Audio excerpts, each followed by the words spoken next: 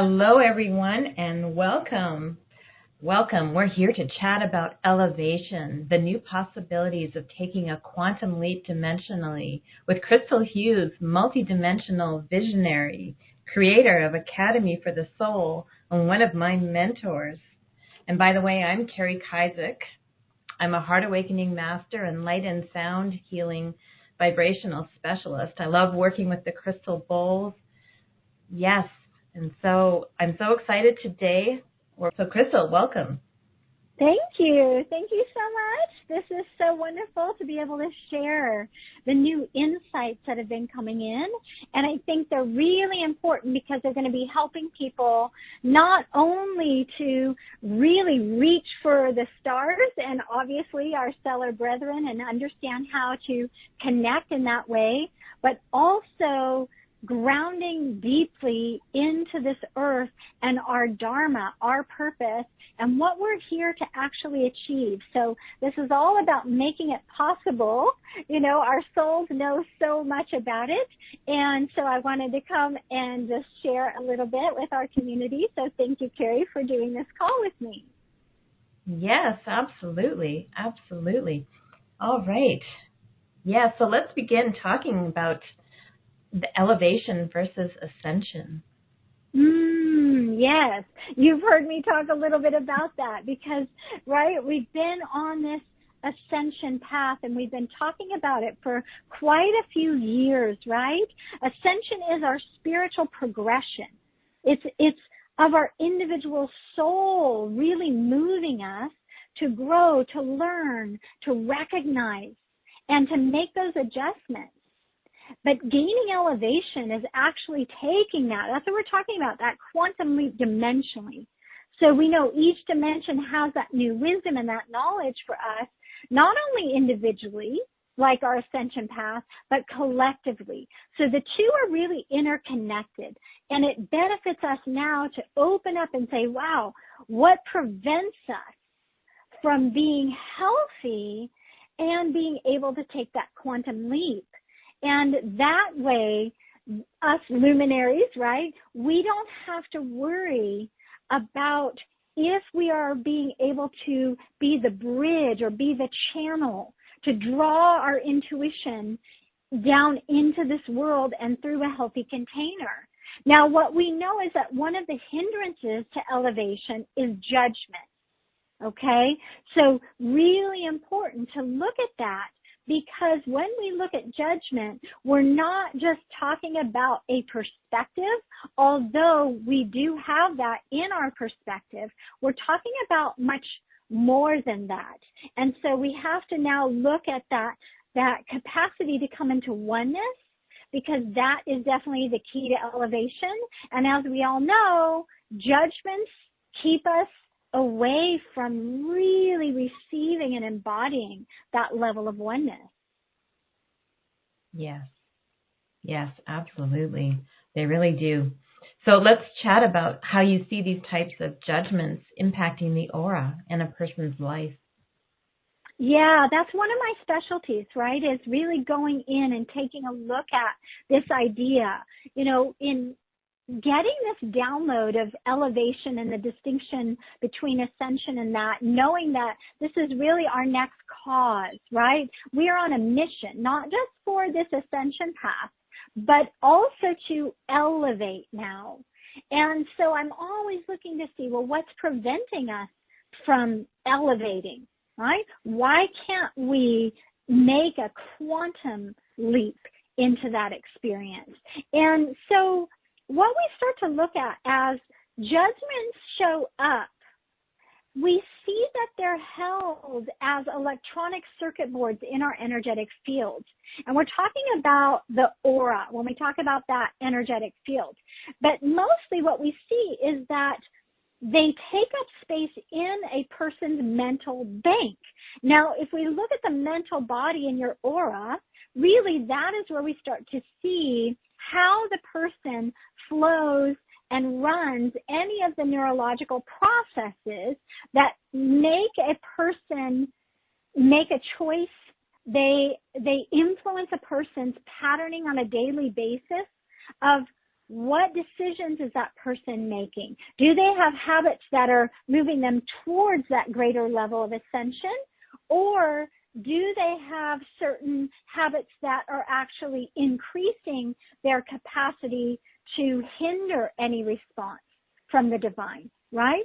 And so when we look at this, we're starting to see that the mental bank holds a certain amount of memories.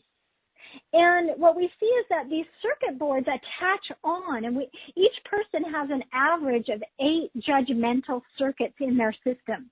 And each of these electrical lines, if you will, these circuit boards, it looks like little streamers coming off of the circuits.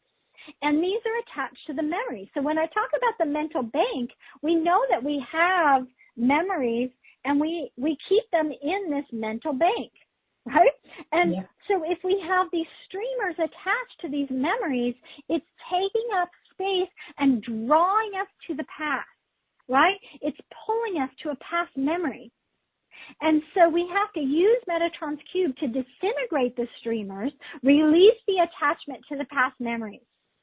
And again, we're talking about those past memories being judgments, right? Now we judge what happened in the past. We judge what happened to us. We judge what we did to others. But as we start to see these circuit boards and we free them up, utilizing the power of the sacred geometry in Metatron's Cube, we actually start to create space. We dissolve the attachments. The person can choose if they want to hold on to that memory and leave it there, that's fine. But the emotionality around it, the trigger around it, and the patterning, again, of whether that person is going to get closer to their divine celestial being self versus dragged down and maintaining that level as the lower self, that's going to be dictated by the amount of energy that they allow that circuitry to take. So the process frees up the space. It opens the way for divine discernment, because the more light that comes through, we also see that Metatron's Cube is tying that energy now to cosmic truth. In other words, what can we take from that memory? Why not actually utilize that memory and leverage that moment as an experience to gain a lesson, right? To understand that, ooh, when that happened, that actually was a divine blessing, right? So instead, we are releasing the old ties, old perspectives, old perceptions around it. We're opening it up and freeing it up so we're not attached to this past, which keeps a person stuck in their old ways of being, which keeps them in this constant mental loop, right? So it's about opening to a new flow of cosmic truth. It's about allowing that to flow through a person and supporting them with awakening. That light of truth awakens them. And again, of course, in doing this and releasing the circuits, we start to see that the rewiring to that cosmic truth not only supports, again, the ascension path, but also it supports the elevation, right? Where we truly are evolving, but we're elevating and we're tapping into the higher celestial realms. We're befriending our brothers and sisters in the celestial realms. We're calling forth greater connections with our guides, and we're becoming, and that's what's really important about this, is we have to become a healthy channel. During this whole awakening experience, we want to make sure that we're actually doing it in a way where it is very healthy. Even the quantum leap of being able to elevate, we need to do it and be very healthy. Yes, even as you were talking, you can just get a sense of the heaviness of those judgments, right, that are weighing us down, not allowing us to elevate. Yeah, it's heavy on our head, on our mind, and our brain, you know. It's like, oh, it's in our mental body. So a lot of times what we'll see is we'll judge ourselves as not good enough, not worthy enough, right? So who am I to be a channel for the divine? And, recently I was even reading an email that came in where one of the people said, oh, I don't even feel like I can partake in this group experience because I don't feel worthy enough. Everybody is so positive and happy and light, and I'm not there yet, right? But the reality is, what comes first? Do you need to really start to accept yourself, release this dynamic, and then open yourself? Or are you waiting around for someday when, right? You've got to take action on it. Everybody is worthy of channeling that light of truth and channeling greater capacities for a loving expression, right? But we don't need to judge ourselves in that. Yes. Yes. That's a very common one, isn't it? I'm not ready. I'm not there yet. Yeah, but as you know, you just have to do it sometimes. You just have to be, whether you have fear or judgment about yourself. But this is a little more conscious. Like, we're actually looking at why judgments, and why was that what the divine said we needed to pay attention to, right? Yes. Yes.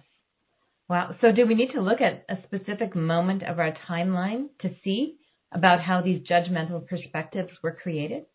That's excellent. Yeah. Okay.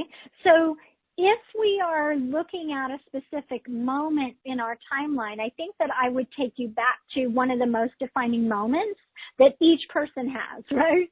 Like, everybody has this in common, that they were given birth, right? It was like, we can look at a person's moment of birth, and we can start to see that in that moment, there was like what we would call that double bind experience, right?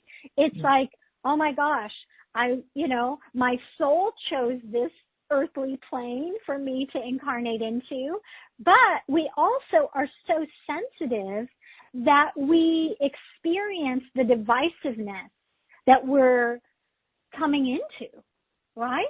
Yep. And so we have to look at the dynamic there, because it's really an initiation moment that our soul is invested in. And therefore our body is that container to experience that initiation.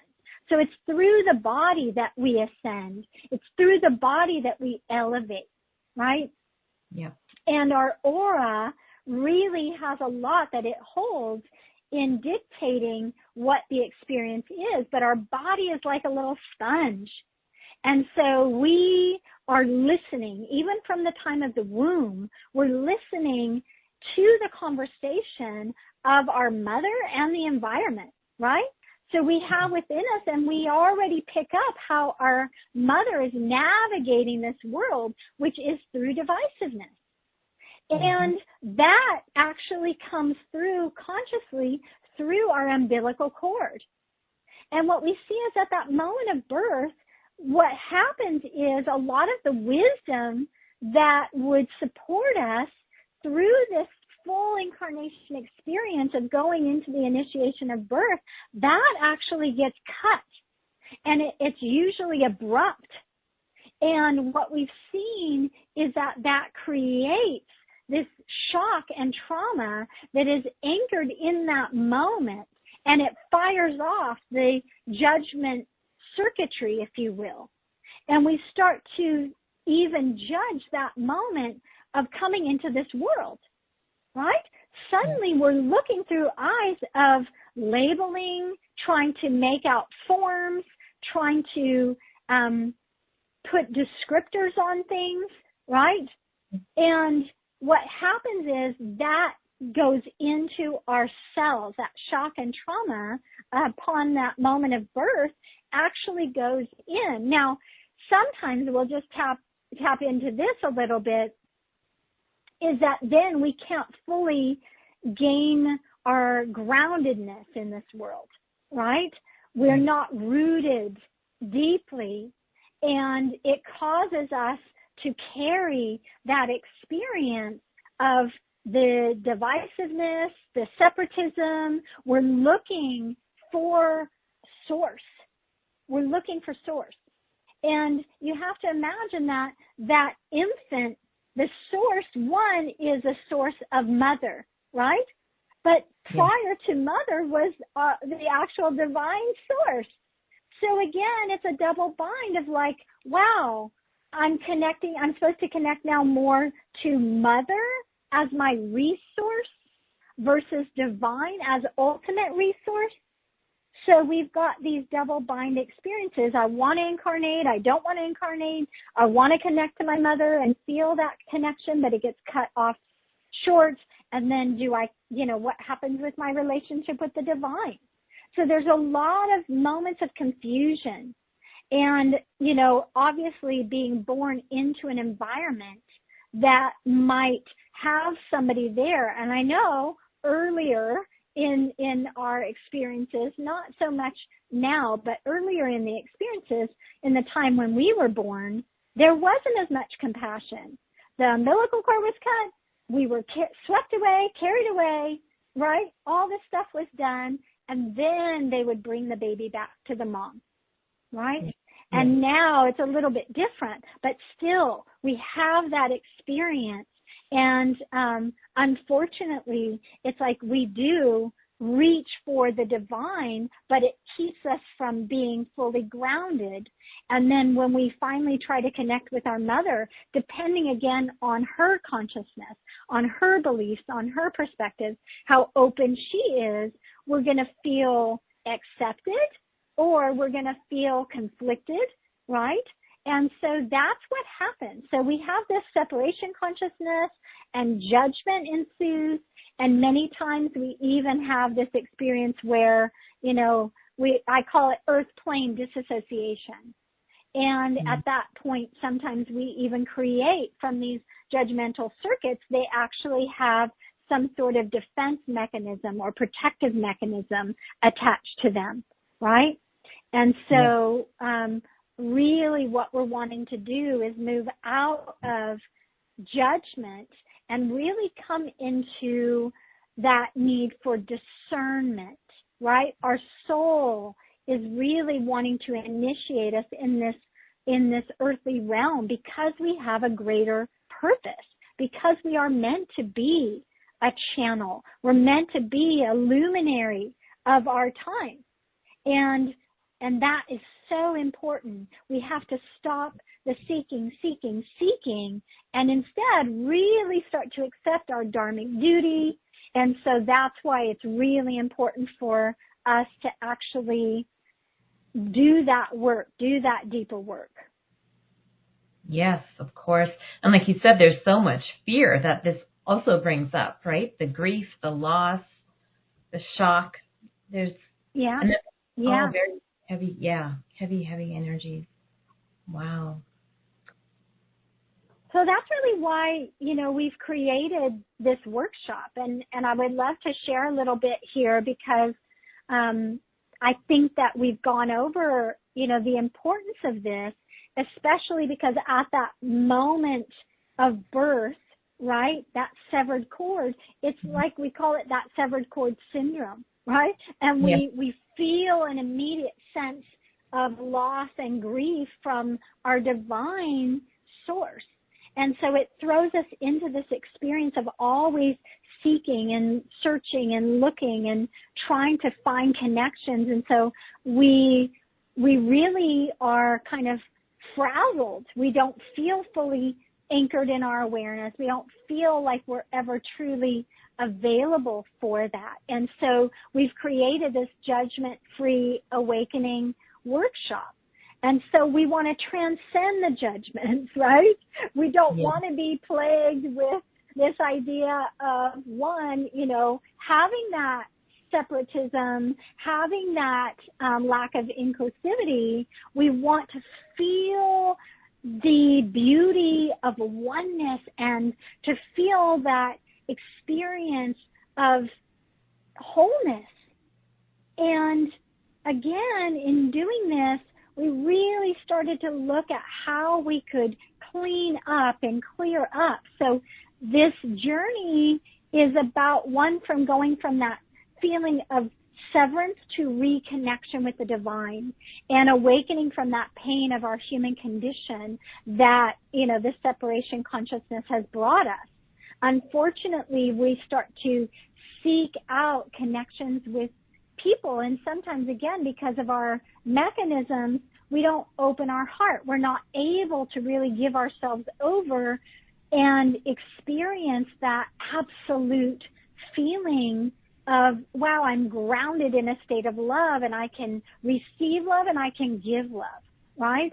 We start to find that our past lives and our experiences of this lifetime and even our genealogical lines are contributing to this experience of division, of separateness.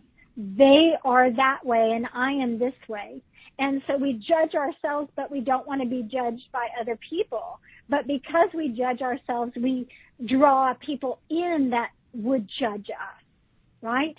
And so we also twist ourselves, and we start to do certain things and act certain ways because we don't want to be judged, or we want to be seen as something, right? So it's really important as we go through this workshop. This is a deep dive.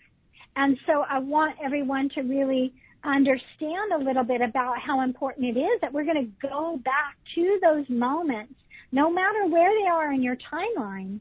And we're going to start to use Metatrons Cube and really disintegrate the experiences of the judgment circuitry that's in the mental body. But we're also going to the origin points. We're going into those experiences that are breaking a person into those double binds. And we're doing that in specific ways. Our souls have this capacity to actually ground dimensionally. And if we heal up that severed cord syndrome, if we heal up this toll of separateness that it takes on us, what happens is we can then feel comfortable on this planet, and we can ground in a new way, and we become the bridge for drawing consciousness down through our being and into this earthly realm. So not only are we clearing all of that we talked about, but we're now setting us up for this experience of our soul to ground on planet Earth in a specific way, to be the bridge, and then to ground into the celestial realms, into the dimensions. So we're dimensionally grounding. It's a beautiful experience that we're going to take people through. Now, also, it's not just about me, right? So it might be good to share a little bit about what you're going to be doing, Carrie, because we've brought you in to do some work. And then also, if you want to share a little bit about what Sarah Cornell is going to be doing. Sarah Cornell is absolutely magnificent in her capacity as a truth activator. She gets you into this beautiful truth algorithm, and so she's going to be sharing as well. So, Carrie, would you like to share a little bit about what you're going to be doing and what Sarah's going to be doing?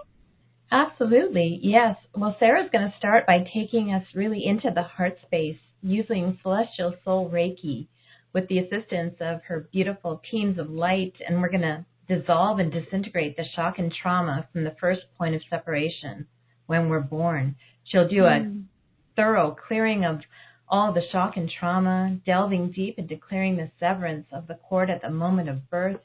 And she'll also be clearing from the time spent through the womb, and then clearing the lower level energy from the genealogical lines and past timelines. Clearing. And then she's going to fill you up with the truth of your soul, wholeness, and inclusivity. So that part is going to be very beautiful. Oh, she's so sweet. I can just feel the energy of that love there. I can imagine her doing that. So how beautiful is that? Very beautiful. Yes. Yes. And then I'm going to be talking a little bit about judgments. You know, how the judgments are stored within these energy centers in the chakras. influencing your perception of self and others. So we're just going to do a little bit there and some about judgments. And then I'm going to be taking you through this judgment detox chakra alignment using my beautiful crystal singing bowls. So that's yay! Oh, I love that. That's beautiful. My goodness, how exciting. Yes, thank you. Yeah, because this detox, because judgments are so intricately woven into the chakras. Like you said, we were talking about the mental bank and the mental body. So that's why I feel it's so important to do this deep clearing using the bowls, going through the chakras, because that's where these imprints of these judgments are harbored, right, within us. Yeah, for sure. Absolutely. And you know, Carrie, I just want to say this because you're really touching on that conjunction point, right? Like in the central channel, because obviously we want everyone to come into being that healthy celestial channel. Now, with you working on the chakras and going in, the central channel of the person's energy field and the conjunction where the chakras root into that central channel is so important for really bringing the light of the intuition through, right? And again, to stabilize the energy, not just the energy field, but the energy structures, so that when we are elevating with that quantum leap, a person's going to be able to handle and hold themselves and their consciousness within their body, right? Yes. Yeah. Wow. Yes. So doing this deep energetic cleansing, dissolving those stagnant negative energies within the chakras. Yes. Releasing the emotional weight of those judgments and like fostering the sense of liberation and lightness. And then I'm going to be, I know, I'm so exciting. And then I'm going to be doing this multi-realm disintegration of judgments, utilizing the power of the violet flame. So that just adds that extra layer, this transformative transmutational power of the violet flame. It's very, very powerful and exciting, helping to really shed those layers of self-criticism and societal conditioning, helping you to embrace judgment-free. And so beautiful. Yeah, and doing it in such an organic way, right? Yes. Because the crystal bowls, from what I've seen, you know, with you showing me the one with the Metatrons Cube on it, of course I'm so attracted. But it disarms a person, right? Like it takes them out of their mind and it just allows them to open their heart and to receive the energies of the beings that actually support the crystal bowls, right? Because the crystal bowls are crystal and those are beings. Yes. So we're really inviting them to play a major role in helping a person relax and release and then feel open enough to receive, right? Receive that upgrade. Absolutely. Yes, that's perfectly said. It creates a beautiful, soft, supportive environment, allowing you to open up to receive. Yes. And then once we do that, then we're turning it over to you to go even deeper and higher with the support of Metatrons Cube. Yeah, so important. I mean, Metatrons Cube, I can tell you, absolutely divine, right? In the capacity to go in and clear and release in a split second, right? In a split second. It's so precious and so ethereal. And what we know in utilizing Metatrons Cube is that it is stealthy. It knows exactly how to get in there. It holds all of the platonic solids. So each of those sacred geometric shapes held within Metatrons Cube know when it's their turn, right, to come in each of the shapes really holds its own consciousness, and it knows how to discreate that which has been created. So if it's a pattern linked to a memory that is holding and having you loop around in judgment against the self, it knows in what order to take that attachment to that memory away and to discreate it, right? Yeah. And with that, I think, again, it's so important because the separateness has taken a toll on the person's energetic field. Yeah. It has taken a toll, and that has to be mended, right?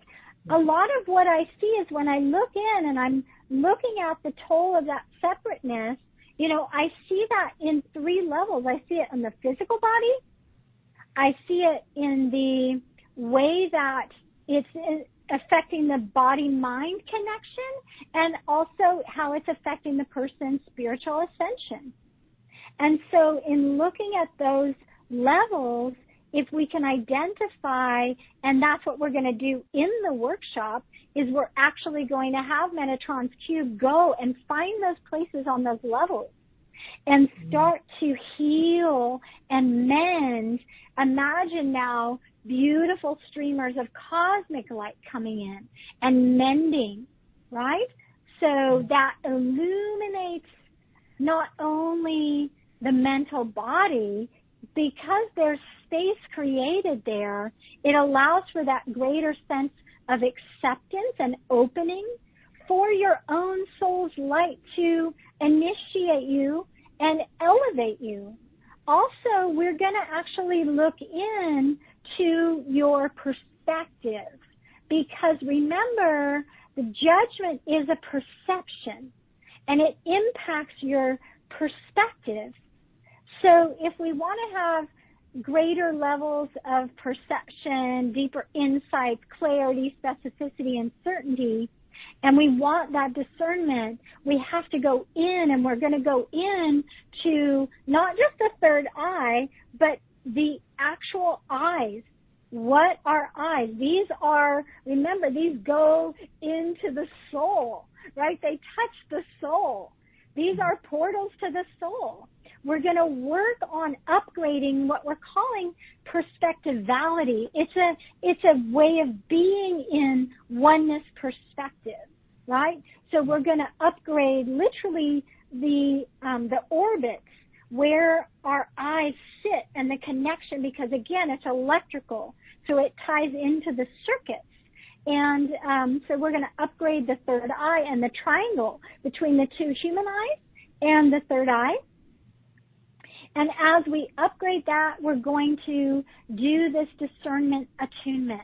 We're really calling forth the vibrational frequencies of the celestial realms.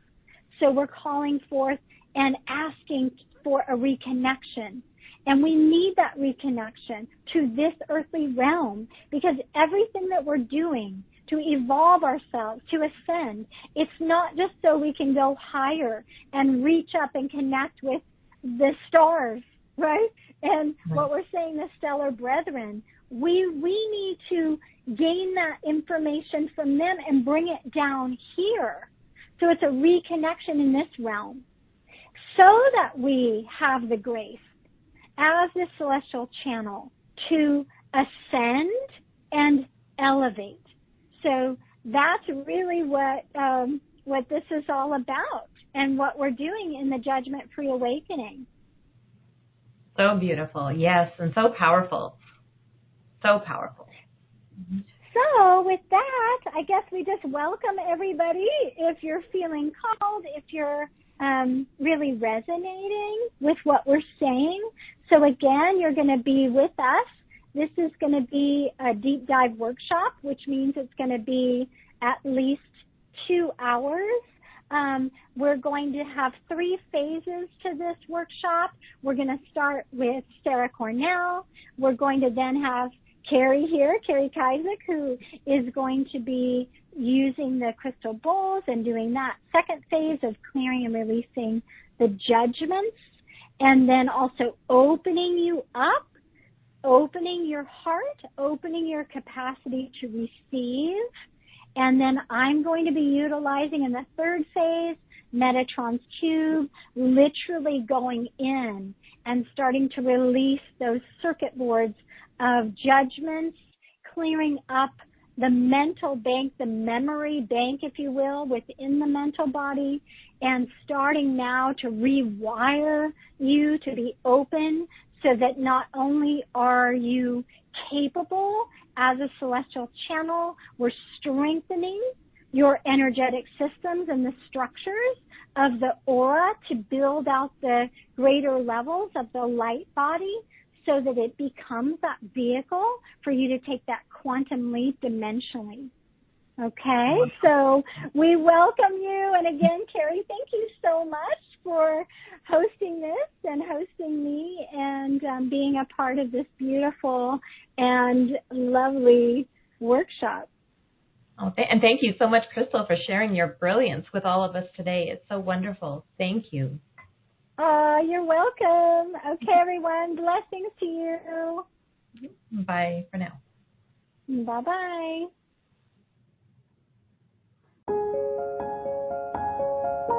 This has been a presentation of New Earth One Network, your home for New Earth living. Access information, education, and videos on living from the heart in unity consciousness. Visit newearth1.com.